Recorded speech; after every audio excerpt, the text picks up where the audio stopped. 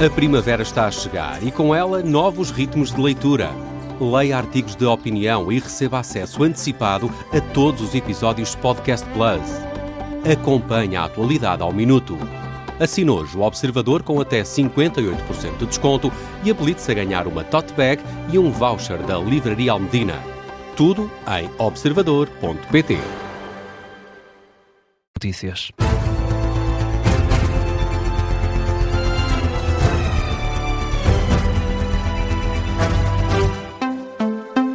Edição da UMA com o Miguel Videira. Nesta hora, Miguel, já votaram os dois candidatos à presidência do Sporting.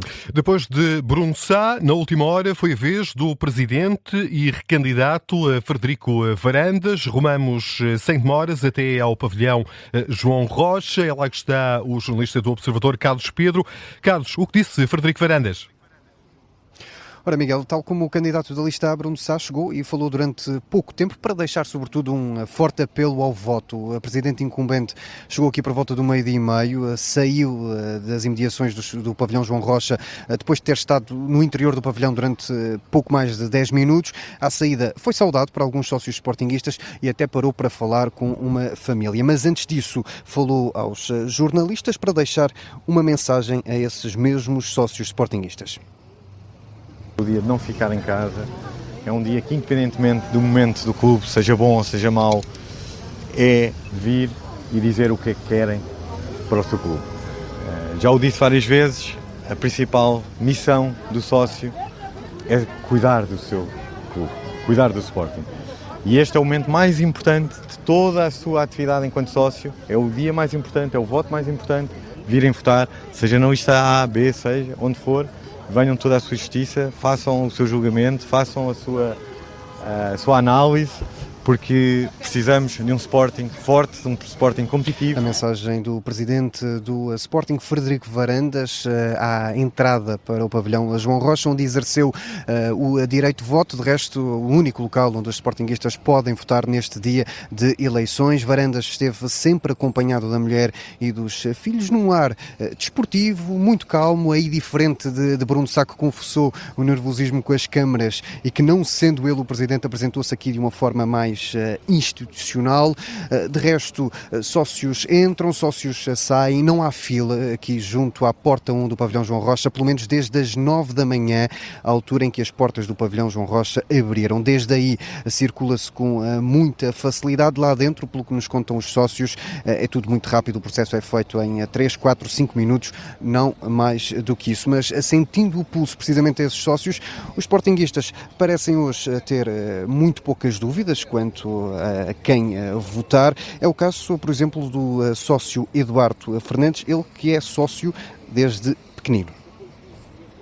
Eu sou sócio do Sporting já não sei há quantos anos. Já perdeu a conta? Já são há tantos que não sei. Há uns 30 talvez, mas sou sportinguista desde pequenino. Mas já votou, portanto, em diversos atos eleitorais para a presidência do Sporting. Qual é a diferença para este dia? Não vejo grande diferença. A única coisa que a gente temos que pensar é no que o Sporting está, na realidade, no presente momento. E do que é que o Sporting precisa neste momento? Precisa da continuidade ou precisa de uma mudança? O Sporting precisa de continuidade. Não nos podemos esquecer de tempos recentes, não é? Que embora na altura também tivesse votado no outro. Está satisfeito? Fica satisfeito com estes anos de presidência de Frederico Varandas? Muito satisfeito. Porquê? Um ótimo presidente para o Sporting. Aqui a mensagem deste sócio, desde há algum tempo, o próprio não sabe precisar, muito satisfeito com a presidência de Frederico Varandas. Quanto a números, ainda não sabemos quantos sócios do Sporting já votaram para esta altura, numa altura em que as urnas já estão abertas há mais de 4 horas.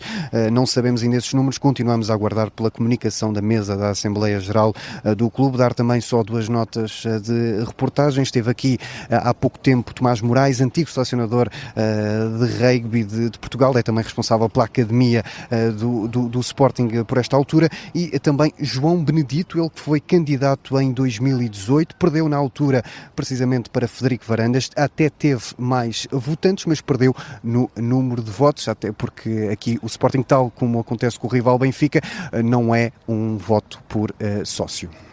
Carlos Pedro, jornalista do Observador, tem estado ao longo de toda a manhã junto ao pavilhão João Rocha, onde está instalada esta Assembleia de Voto para as presidenciais do Sporting, com 2 candidatos, Bruno Sá e Frederico Varandas. Os 2 candidatos já votaram.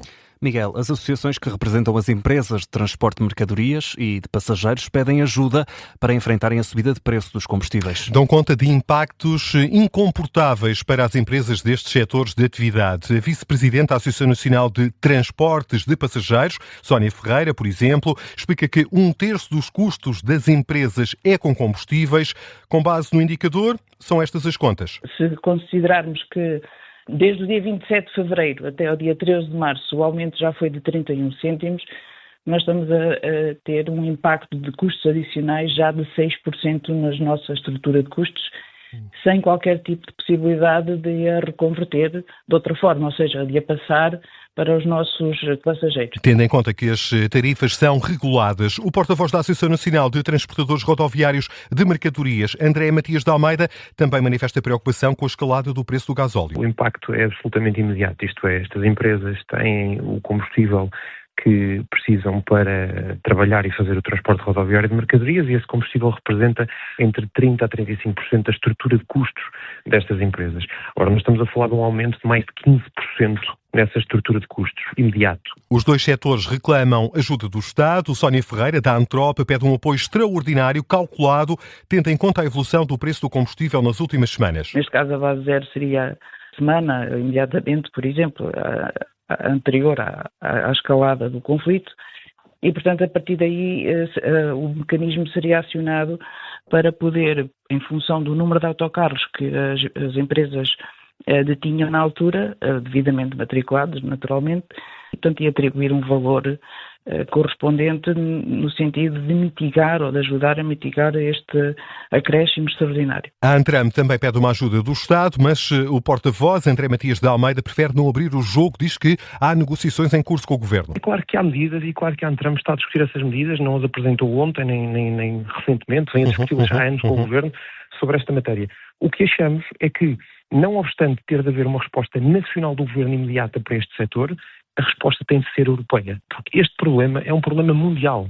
Os responsáveis da Antram e da Antrop, convidados do explicador desta manhã de fim de semana. Que já está disponível em podcast, numa altura em que Israel diz que a guerra no Irão está a entrar numa fase decisiva. É isso que diz o ministro da Defesa, Israel Katz, afirmação feita durante uma reunião com oficiais militares israelitas, citada pelo Times of Israel, adverte, no entanto, que o conflito vai continuar durante o tempo que for necessário. Diz o governante que só o povo iraniano pode pôr fim à situação em que se encontra através de uma luta determinada que leva à queda do regime dos ayatollahs. E, Miguel, os Estados Unidos dizem que atingiram 90 alvos militares no ataque à ilha de Karg. Ilha que serve de ponto de partida de mais de 90% das exportações de petróleo do Irão. Num breve comunicado publicado há instantes na rede social X, o CENTCOM, o Comando Central dos Estados Unidos, descreve os ataques da noite passada como um ataque de precisão em grande escala. Diz que destruiu instalações de armazenamento de minas navais, bunkers de armazenamento de mísseis e vários outros locais de natureza militar, mas garante que preservou as infraestruturas de petróleo. Donald Trump já ameaçou que esse pode ser o próximo alvo se o regime iraniano continuar o bloqueio ao Estreito de Hormuz. No seguimento, Teherão avisa que pode atingir os Emirados Árabes Unidos como retaliação por esse eventual ataque. Sim, o exército iraniano promete responder, já identificou um alvo. A Guarda Revolucionária adverte que os esconderijos norte-americanos nos Emirados Árabes Unidos são encarados por Teherão como alvos legítimos. Alerta por isso os habitantes do país para que se mantenham afastados dessas instalações. 1h08, há ainda outras notícias em destaque a esta hora, Miguel. O português Gonçalo Castelo Branco foi escolhido para o Comitê de Medicina do Prémio Nobel. Informação revelada na página da Academia do Nobel. Castelo Branco é professor do Instituto Karolinska, na Suécia. O Comitê do Prémio Nobel de Fisiologia ou Medicina é composto por 5 membros e pelo secretário-geral da Assembleia Nobel. Os membros são eleitos para um mandato de 3 anos. A cada ano, 10 membros associados são eleitos para um mandato que vai de março a outubro. De saída, prisão preventiva é a medida de coação aplicada aos 8 estrangeiros detidos esta semana pela Polícia Judiciária com 1.800 quilos de cocaína ao largo dos Açores. 4 são de nacionalidade brasileira, 3 do Suriname e 1 dos Países Baixos. Foram presentes esta sexta-feira a um juiz para primeiro interrogatório judicial. Ficaram em prisão preventiva, vão agora aguardar pelo desenrolar do processo no estabelecimento prisional de Ponta Delgada. Edição da 1 com o Miguel Videira.